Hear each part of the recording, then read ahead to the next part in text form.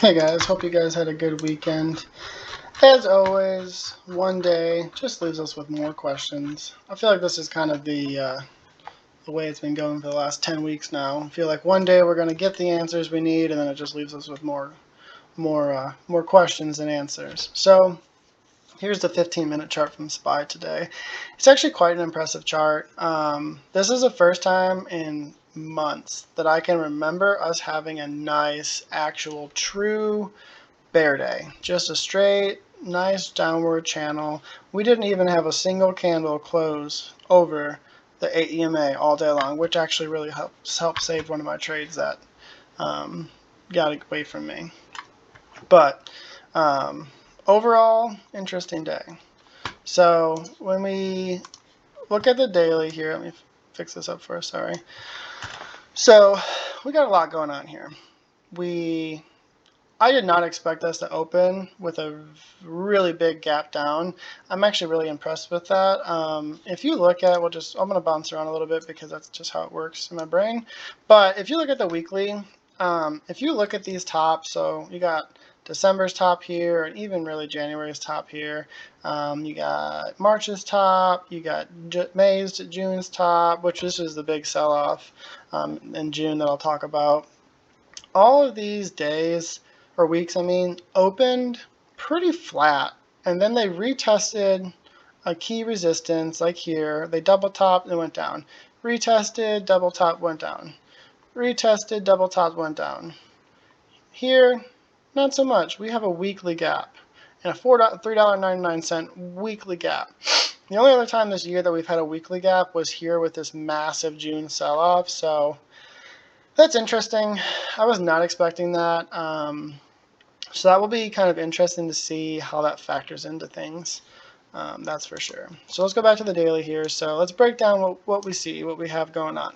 So this was last week. We consolidated, and I guess we decided to make our move down. So we broke through the 10-week long bull support. There's no doubt about that. That support is gone. And with that, I'm just going to get rid of our rising wedge. This might come back into play later, but that's not going to be until we're in the 460s. So we can go ahead and get rid of that and kind of see where we're at here. So something I want to show you and I want to talk about in comparison is the June sell-off. So if you look here in June, we consolidated and then we just had a massive dump. We kind of are seeing a similar, and actually I was looking at this comparison right here before we had CPI, which arguably if we'd had a bad CPI would have probably seen a mirror image of that, but obviously CPI was good and then we went up. So if you look at these days, on June 8th here, we had a negative 1.09% day. And then on August 18th, August 19th, we had a negative 1.34% day. So then you have June 9th, which is right here, where we had a negative 2.38% day. And then we have today, which is a negative 2.08% day. So it's interesting if you compare the movement here, you could assume that we're going to see the same thing. So if we are seeing the same extent of bear market dump, we should see, because this was June 10th here, another massive gap down. So this would be, let's see, we closed at 401.44 and opened at $394, so $6 down. That's almost like a negative 1.5% day. And then on the next day, we closed at $390, we'll call it, and opened at $380, we'll call it. So $10 open. My gosh, that was I think that was the negative 2% open. So either way, what I'm saying here is we could have a massive sell-off that would put us like already down in the 380s. However, one thing to think about with this is that what was going on during this time. So CPI happened right here, and this was June, which the June CPI was bad, obviously. So while a lot of people are like, oh, this is going to be just like the June dump, I'm not quite convinced, just because we don't have the same catalysts going on in the world right now.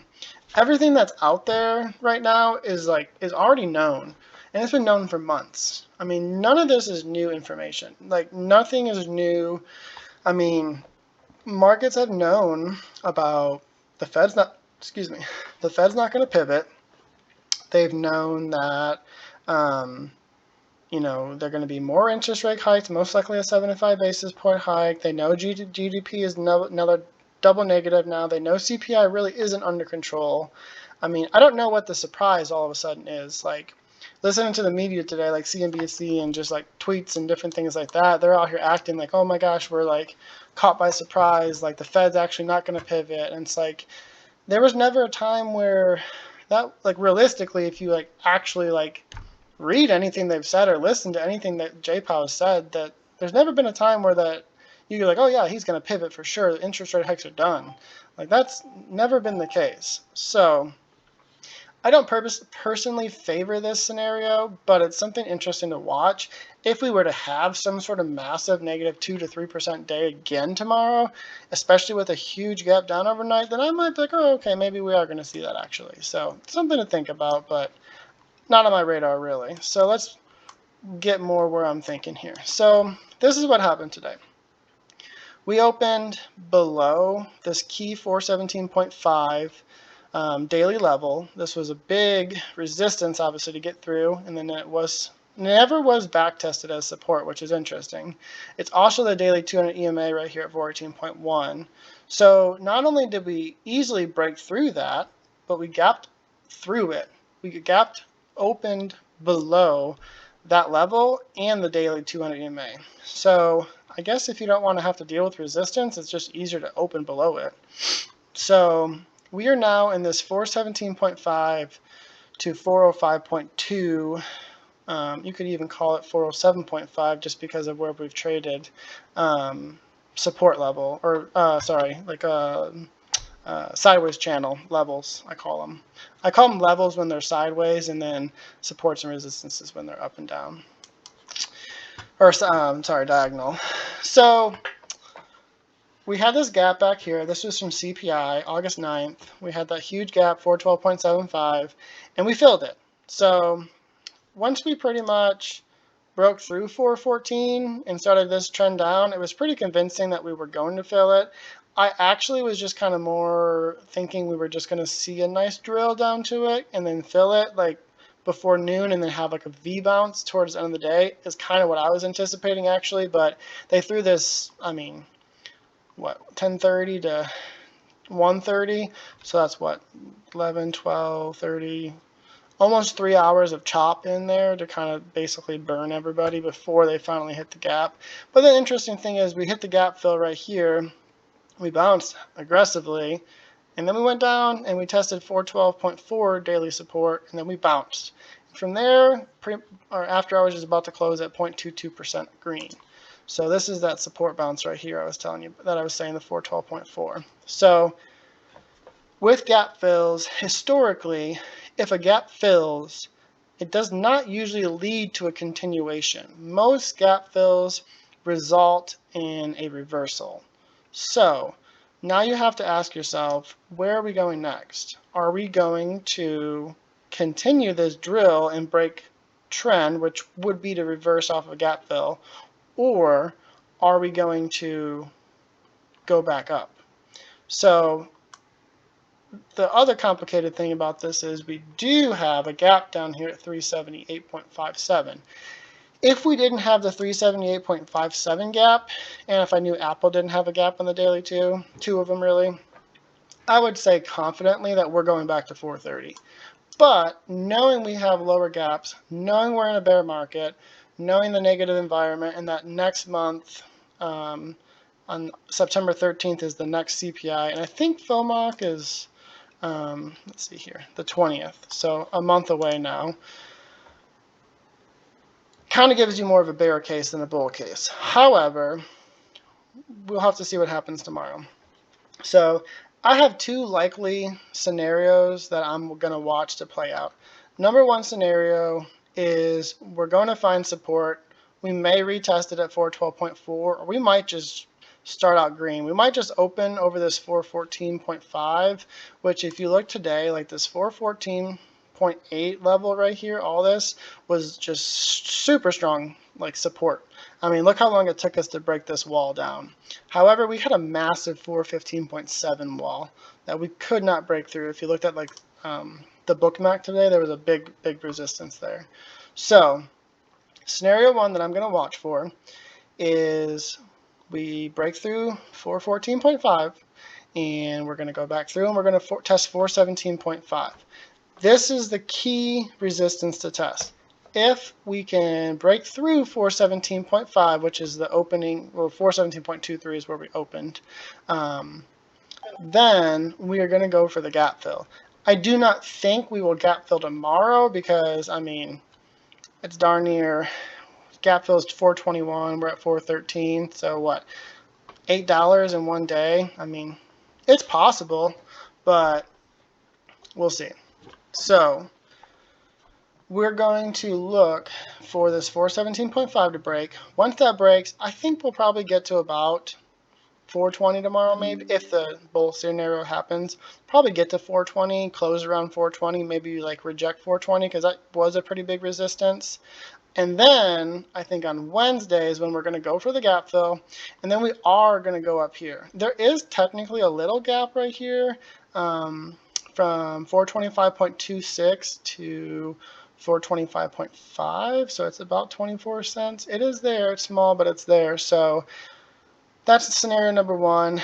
Once we get to this gap fill, then we have to deal about the bear market resistance for the daily, which is here for Friday. Thursday puts us perfectly at 429.7. So my thoughts are that for a bull case, we find support, we bounce, we fill the gap, we drive up to 429.7, maybe even break through the support, but reject and close down here in the outside of 430, make a true double top, and then from there the sell-off happens. Is my personal way I'm leaning.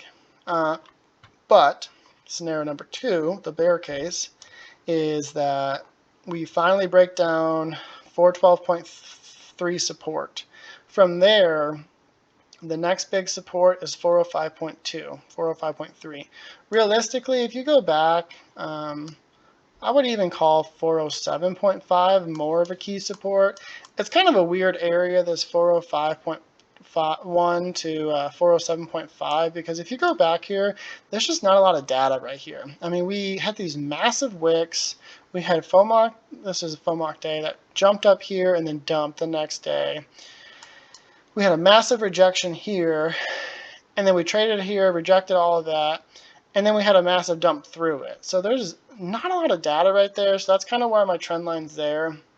For this current trend, I would say 407.5 is more important than 405, but both are important. So anyways, bear case, we keep drilling through, and then we test 407.6.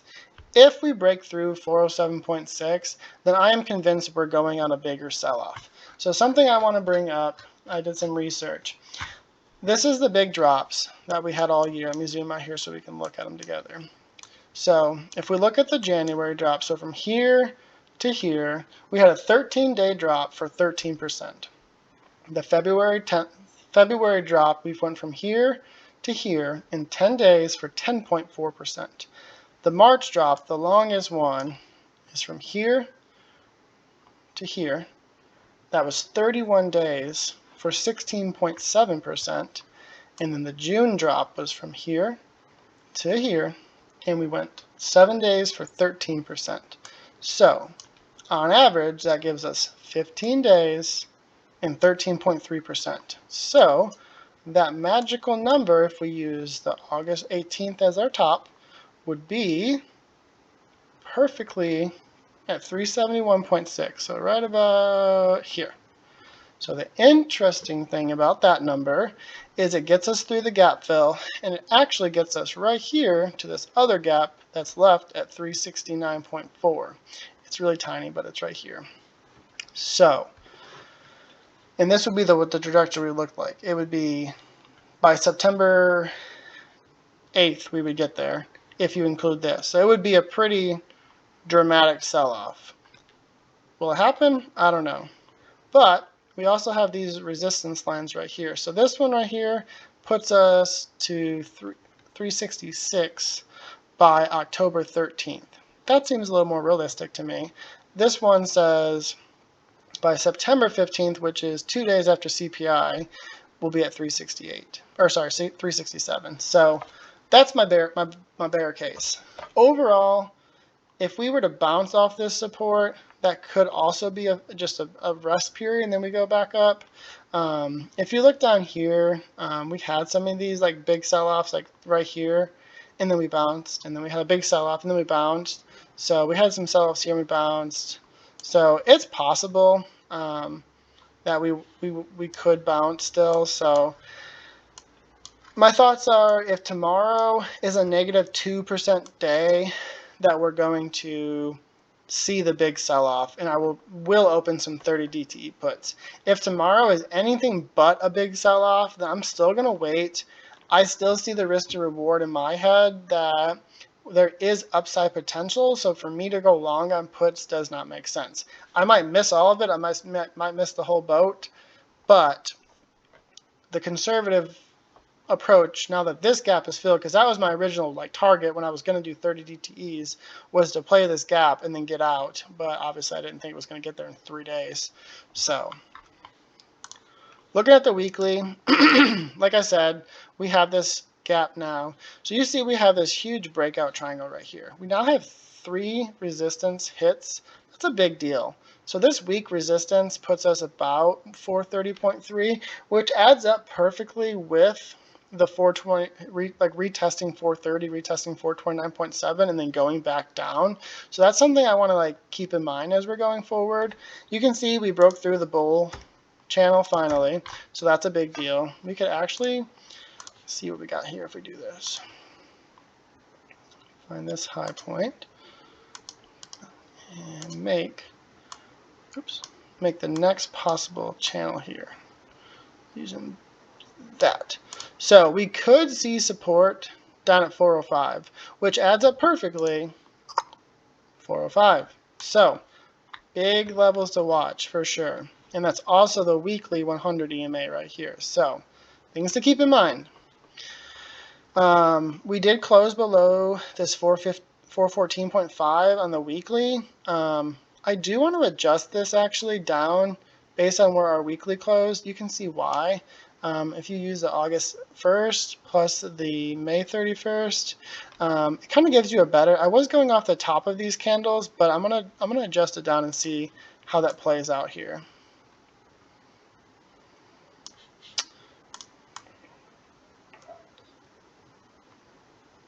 And I know some people don't like to adjust their lines once they're made, but the way I do my TA is that it's not self-fulfilling because I'm not looking either way. I'm just trading off price action. So, I use these points right here as my price action, and I was using this one as my price action, but now I see a reason that I need to use these ones. So that's what I'm going to do. Looking at futures, you can see, I'm just going to get rid of that line because we're already pretty much breaking through it. You can see that we broke through the rising wedge.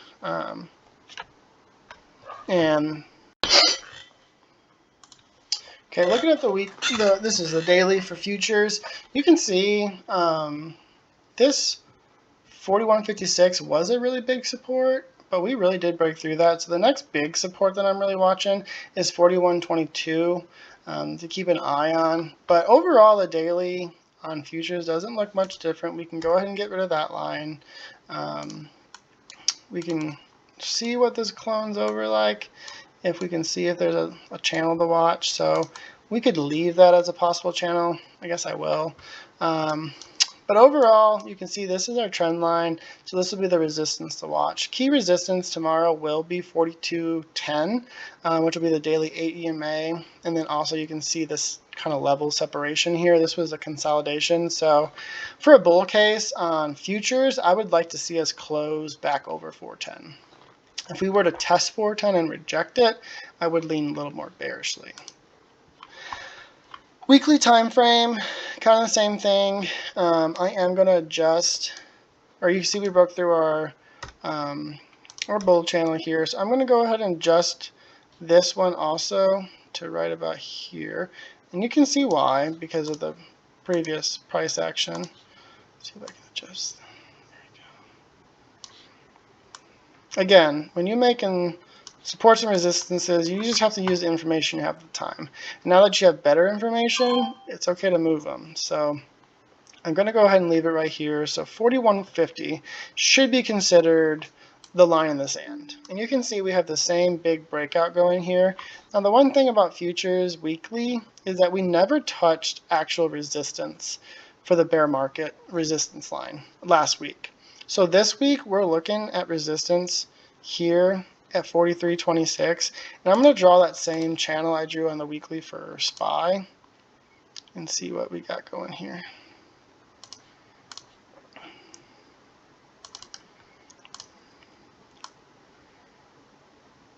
So that gives us a support of 40.40. Let's see what that looks like on the daily. So 40.40 would be right about here. It's kind of that no man's land that I was talking about on SPY also. So we also have the daily 8 EMA, or sorry, yeah, the weekly 8 EMA and the weekly 20 right here. So that 41.18 really should provide some pretty big support. And I didn't mention that on SPY, but ours is at 410.9. Those weekly levels should hold as pretty nice support. But it's kind of what I'm watching. I'm watching this 41.47 pretty closely. Really 41.50 if you want to, depending on how you're looking at it, pretty closely. And you can see where these wicks all hit and then bounce way back here too. So let's go over to Apple. So Apple's interesting also. I'm going to draw the same downward slope that we have on the other ones. So we finally broke through the support line. This is what I was waiting for last week, and it is also why I didn't feel comfortable going long on puts last week, because I knew that that level hadn't quite been broken yet, and I didn't really just want to take a risk of going long on puts when Apple has been, I mean, let's be honest, Apple's been pretty much leading the market, so I decided to hold off. I'm not mad that I did. I think it was the right choice, but we'll see how that plays out. So Apple also has a gap here from 169.86 to 171.31. And then we obviously still have two gaps left on Apple here too. So that's interesting, and even more further just complicates the case of where are we going next. So if you look at Apple, who's been leading the market, their gap from CPI did not fill today. Apple actually really didn't have that impressive of a sell-off today. It was only down 2.3%. And when you look at when I was talking about the June sell-off, which is right here on Apple, I mean, these were negative 3.6, negative 3.8, negative 3.8 sell-off days, negative 4. So we didn't have that level caliper of sell-off. Even back here, negative 3% day, 2% day. So it almost holds more bullishly that this was just a small correction on Apple versus saying that, yeah, we're full bear right now. So key to support is right here at 167.6. And then from there, we're going to probably go for the gap fill and find support at 164.9. Very attainable tomorrow, only about a $3 drop, which is about 2 to 2.1% drop. So very manageable, especially if we do have a red day tomorrow. And then our next gap is down here at 157.64. It's a $10 drop from here, so that would be about 6 to 7 total percent from here. So that'd be a pretty big stretch to get down there. So things to watch. There is definitely a thesis to say that, we find support here, double bottom at 167.6, and we start working back up here to the gap, and that'd be at 171.5. Apple actually has a pretty strong case to gap fill and hard reject. So their gap here, let's see, 171, and we're sitting at 167, so that's about $4. So, I mean, it's possible if we had a big enough green day, we could do it tomorrow. But there's a case we could double bottom here and then actually just pretty much straight shoot up and reject at 171.5. That would be interesting to watch for me, and I would actually lean a little more bearishly if that happened, because that would probably mean SPY is going to double bottom at 413.4, and most likely it's going to go up here and test 422, which is a big day, but it's really only a 2% day, which green day wise, if you look here, it's not that hard to have a green 2% day on SPY. So it's definitely something to watch. Once this upside gap is gone, then I am thinking more bearishly, especially if we hard reject this resistance line. Apple Weekly, we finally broke through our bull support, bull channel, thankfully. Same thing though, there is a weekly gap here on Apple that is nowhere else to be found on the Apple Weekly chart. And I didn't really search back super far, but I mean, just looking right here all the way back to, this is 2020, even during COVID, there's a little one right here in February 2020. That's the only weekly gap I see left. So that tells me there's a good chance this weekly gap is going to fill this week. So that's what I'm going to be watching. The VIX, we finally saw something out of the VIX. The VIX had a 15.64% day. At one point it was up like, I think like 22% or something like that total.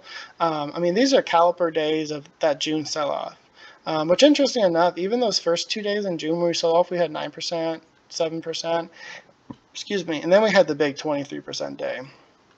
So this was the biggest sell-off day since June 13th, which if you look back for June 13th was the bottom, or pretty much the bottom. Here we had this big 3.8% day. So it's interesting actually that we did have such a big VIX day and really a small day on the SPY. So, I mean, we only went 2% and the VIX was over half of what that was. So, I mean, realistically, we should have had a bigger red day, but we'll see what happens. So the one thing to keep in mind here is this 24.2 level, really even, you can call it 24 total. You can see how much price action has happened here. This right here is where we bounced. This was the June bounce up. And then all these days here rejected right here at 24.2. And we did poke through it, but obviously you can see where we closed 23.8. So tomorrow, and we left a big gap on the daily for the VIX. We don't really have many gaps in the daily. Only other gap was right here in June, and you can see within 2 days it was filled, and then it went back up. So, I mean, there's a little gap right here, but upside gaps, they're not really that many of them. If you're looking, almost all of them, I don't actually, now that I'm looking, I don't even see any. Here's one, November. Look at that. That didn't fill though for almost a month. But, so you can see how rare an upside gap like that is on the VIX. Even on the 15-minute chart, like when the VIX opens and like opens gap up, almost every day that there's a gap up intraday, that fills during the day. Very rarely do you not see it fill. So I would be surprised if we didn't come back down to this test this 21.2, which also leads even more to the thesis that we could see a bounce and a gap fill upwards, and then we reject and we finally go up. So something to keep in mind. And then we got Bitcoin. So Bitcoin, I mentioned it back here where we had this big dump. And looking at it now, if I would have trusted Bitcoin, which I hadn't really been watching Bitcoin very much to really put a full trust in a trade like that, when we broke this support, upward support right here, we should have been full Bolton puts, knowing that SPY was going to sell off like this. Now, we had the big weekend sell-off. This was here. That was the 19th, was Friday. So Friday was a huge day for crypto. Saturday was, we started recovering.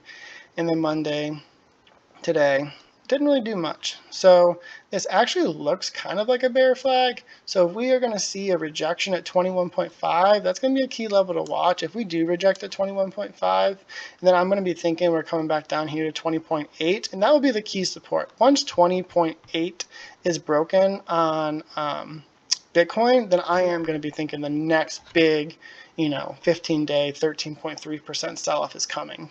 And that's when I'll be more comfortable. Until then, I'm kind of in neutral zone. I still see a potential for us to come back up here. And I mean, Bitcoin could touch 22.6. It could try 22. So just some things to keep in mind. All right, guys, I hope you enjoyed this video, and I'll make another one tomorrow. You guys have a good night. See you tomorrow. Thank you for tuning into this video. If you like the video, go ahead and like and follow me just to support the page. I provided my Discord link here. This is the lifetime link, so sometimes there's issues with this. If you have any issues, just go ahead and send me a message and I'll get you a temporary link that'll work. Some benefits of the Discord is I do a pre-market update with some key support and resistance levels to watch. Throughout the day, I'm on there doing live commentary on SPY and the general market with updates about key levels that are broken. I also do live trade alerts. Currently, it's $20 per month or $228 for the year. If you want to follow me, I'm on YouTube, Twitter, Instagram, TikTok, and Reddit under Daddy Dersh. Thank you.